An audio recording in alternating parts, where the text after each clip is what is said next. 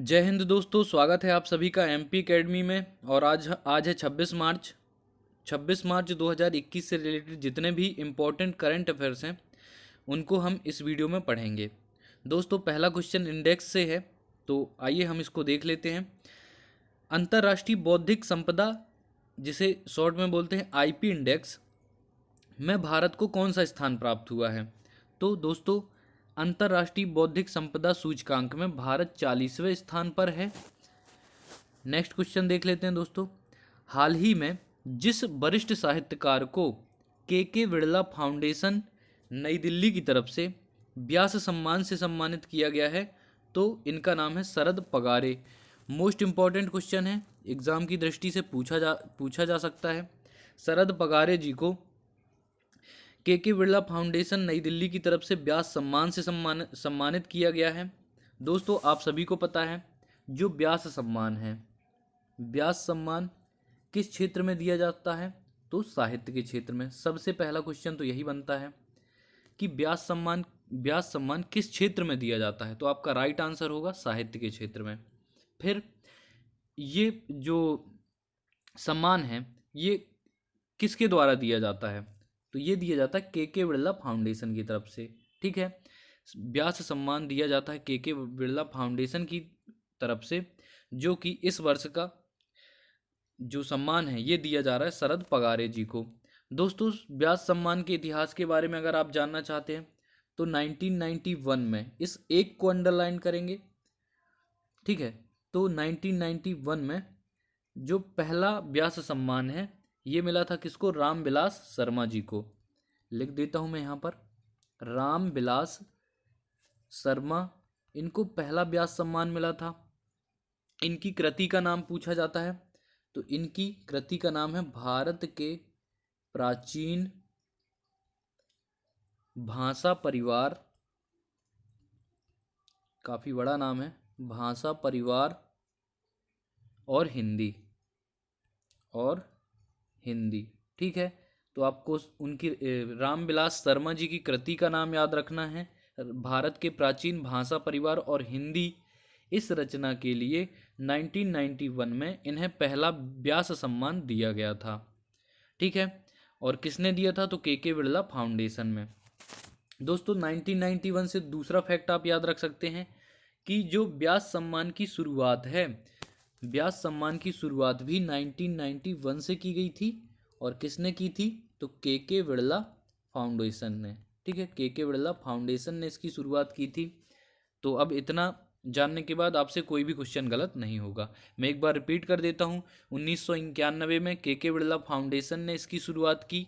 1991 में ही रामविलास शर्मा जी को उनकी कृति भारत के प्राचीन भाषा परिवार और हिंदी के लिए पहला व्यास सम्मान मिला था, जो अभी किसको मिला है? शरद पगारे जी को मिला है। ठीक है, तो करंट से इंपॉर्टेंट है शरद पगारे जी को। फिर नेक्स्ट है, वह देश जिसने रोहिंग्या सहित म्यांमार में चल रहे मानवाधिकारों की चिंताओं को उजागर करते हुए यूरोपीय संघ के नेतृत्व में एक प्रस्ताव को सह प्रायोजित किया है। यूरोपीय यूनियन के नेतृत्व में एक प्रस्ताव को सह प्रायोजित किया है किसने? अमेरिका ने। और किसकी चिंताओं को उजागर करते हुए? तो रोहिंग्या सहित म्यांमार में चल रहे मानवाधिकारों की चिंताओं को उजागर करते हुए अमेरिका ने यूरोपीय संघ के नेतृत्व में एक प्रस्ताव को सह प्रायोजित किया है। दोस्तों, आप सभी रोहिंग्या से तो परिचित ही होंगे, रोहिंग्या मुसलमानों से, जो कि बांग्लादेश वाली सीमा से, म्यांमार वाली सीमा से भारत में घुस रहे थे। ठीक है, जब CAA और NRC लाया गया था उसके पहले रोहिंग्या वाला मुद्दा था, ये घुस रहे थे, मतलब भारत की सीमा में प्रवेश करके वहाँ पर बस रहे थे। ठीक है, तो ये वही रोहिंग्या हैं। और म्यांमार से रिलेटेड एक और फैक्ट है कि यहाँ की जो सेना है, सेना ने शासन का जो कंट्रोल है वो अपने हाथ में ले लिया है। ठीक है, तो म्यांमार इंपॉर्टेंट है करंट अफेयर्स की दृष्टि से, बहुत ज़्यादा ये चर्चे में रह रहा है इस समय, तो इसको ध्यान रखना। अभी क्या था इसमें कि अमेरिका ने रोहिंग्या सहित म्यांमार में चल रहे मानवाधिकारों की चिंताओं को उजागर करते हुए यूरोपीय यूनियन के नेतृत्व में एक प्रस्ताव को सह प्रायोजित किया है। दोस्तों बार बार फैक्ट को बोलने का ये कारण है कि आप एक ही बार वीडियो देखो और आपको 10 के 10 फैक्ट याद हो जाएं। ठीक है, याद ना हो तो एटलीस्ट एग्जाम में ऑप्शन देख के तो बन ही जाए। चलिए नेक्स्ट है, बिजली तथा नवीन एवं नवीकरणीय ऊर्जा मंत्री राजकुमार सिंह। राजकुमार सिंह है नवीन एवं नवीकरणीय ऊर्जा मंत्री। इन्होंने 24 मार्च 2021 को किस शहर में ग्राम उजाला योजना लॉन्च की है? तो ये की है बनारस में। बनारस जिसको अब वाराणसी के नाम से जाना जाता है, ये कहाँ है? उत्तर प्रदेश में। ठीक है, उत्तर प्रदेश में है वाराणसी। इस शहर से ग्राम उजाला योजना की शुरुआत की है नवीन एवं नवीकरणीय ऊर्जा मंत्री राजकुमार सिंह ने। दोस्तों इस जो ग्राम उजाला योजना है इसके बारे में थोड़ा सा जान लेते हैं। तो जो हमारे देश के नवीन एवं नवीकरणीय ऊर्जा मंत्री राजकुमार सिंह हैं, ठीक है, तो इन्होंने एलईडी बल्ब होते हैं, एलईडी बल्ब आप सभी लोग परिचित होंगे। 10 रुपए में एक एलईडी बल्ब, मतलब 10 रुपए प्रति दर से एलईडी बल्ब वितरित करने की घोषणा की है, यानी कि वितरित ही किए हैं। कहाँ पर? वाराणसी में। किस योजना के तहत? तो ग्राम उजाला योजना में। दोस्तों एलईडी के बारे में मैं आपको बता देता हूँ। 12 वाट का आप एलईडी जला लो, ठीक है, 12 वाट का एलईडी जला लो, या 100 वाट का जो 100 वाट का जो सूर्य बल्ब होता है, आप सभी ने देखा हो पीले येलो कलर का जलता है, वो 100 वाट का बल्ब जला लो, वो पीला वाला, या 12 वाट का एलईडी जला लो, दोनों बराबर प्रकाश देते हैं। तो अच्छा कौन सा हुआ? ये वाला, क्योंकि ये इलेक्ट्रिसिटी की बचत करता है।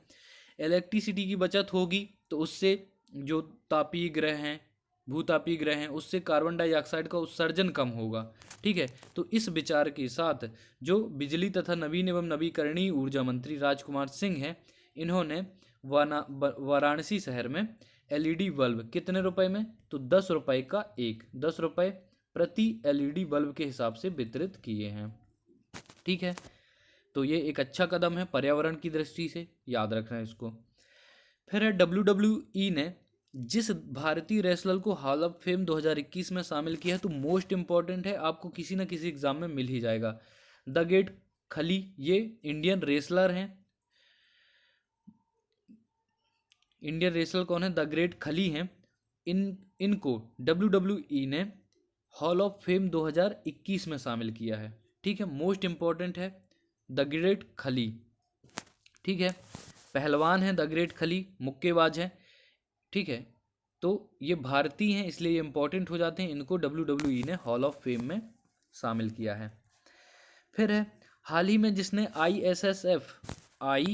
ISSF वर्ल्ड कप में 25 मीटर पिस्टल स्पर्धा में स्वर्ण पदक जीता है, तो इनका नाम है चिंकी यादव। दोस्तों ये बहुत ही ज़्यादा इंपॉर्टेंट है। चिंकी यादव भारत से बिलोंग करती हैं और इन्होंने 25 मीटर पिस्टल स्पर्धा में स्वर्ण पदक जीता है। वर्ल्ड कप का नाम क्या है? ISSF वर्ल्ड कप में 25 मीटर पिस्टल स्पर्धा और जीता है स्वर्ण पदक। नाम है चिंकी यादव। ठीक है, नेक्स्ट है, मतलब ये भी पूछा जाता है चिंकी यादव का संबंध किस खेल से, तो ये निशानेबाज हैं। ठीक है, कौन सा खेल खेलती है? तो 25 मीटर पिस्टल स्पर्धा खेलती हैं ये, और इसी में इन्होंने स्वर्ण पदक जीता है ISSF वर्ल्ड कप में। फिर है हाल ही में जिस सिंगर को महाराष्ट्र सरकार के सर्वोच्च पुरस्कार महाराष्ट्र भूषण अवार्ड से सम्मानित किया जाएगा, तो इनका नाम है आशा भोसले। दोस्तों आशा भोसले के बारे में बताने की ज़रूरत नहीं है, चंदा मामा दूर के, ये इन्होंने ही गाया था, जिसको सुनकर आपका बचपन बीता होगा। ठीक है, तो आशा भोसले को मिलेगा कौन सा अवार्ड? महाराष्ट्र भूषण अवार्ड से सम्मानित किया जाएगा। ये किसने ऐसी घोषणा किसने की है? महाराष्ट्र सरकार ने, और महाराष्ट्र के जो CM हैं वो हैं उद्धव ठाकरे। ठीक है, इनका नाम याद रखना। महाराष्ट्र के CM उद्धव ठाकरे जी ने घोषणा की है कि जो महाराष्ट्र भूषण अवार्ड है ये दिया जाएगा आशा भोसले जी को। दोस्तों जो महाराष्ट्र सम्मान है वो 1996 से दिया जाता है, और संगीत के क्षेत्र में दिया जाता, मतलब कि बेस्ट योगदान के लिए दिया जाता है। ठीक है, संगीत में महाराष्ट्र भूषण अवार्ड, तो ये मिलेगा आशा भोसले को। ठीक है, 1996 से दिया जा रहा है, नाम है महाराष्ट्र भूषण अवार्ड, मिलेगा आशा भोसले जी को, और ये किसने घोषणा की है? महाराष्ट्र सरकार, सीएम है उद्धव ठाकरे। फिर है, केंद्र सरकार ने प्रधान वैज्ञानिक सलाहकार के विजय राघवन का कार्यकाल कितने साल के लिए बढ़ा दिया है? तो ये 1 साल के लिए है। ठीक है, के विजय राघवन मोस्ट इंपॉर्टेंट है, याद रखना।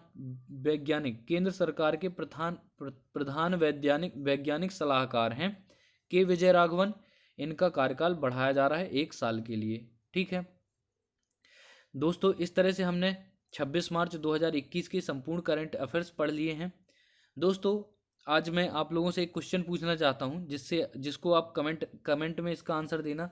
9 अप्रैल से आईपीएल शुरू हो रहे हैं। आप सभी को पता होगा 9 अप्रैल से शुरू हो रहे हैं आईपीएल। तो जो पहला मैच है वो मुंबई इंडियन और किस टीम के बीच में खेला जा रहा है, ये आपको बताना है। साथ में ये भी बताइएगा कि कौन सी टीम जीत सकती है, प्रेडिक्शन देना है अपना। ठीक है, तो मुंबई इंडियन के साथ किस टीम का मुकाबला होना है 9 अप्रैल को आईपीएल के मैच में, और साथ में कौन सी टीम जीत सकती है, ये प्रेडिक्शन भी आपको कमेंट बॉक्स में बताना है। ठीक है, मिलते हैं अगले टॉपिक के साथ अगले वीडियो में। जय हिंद, जय भारत।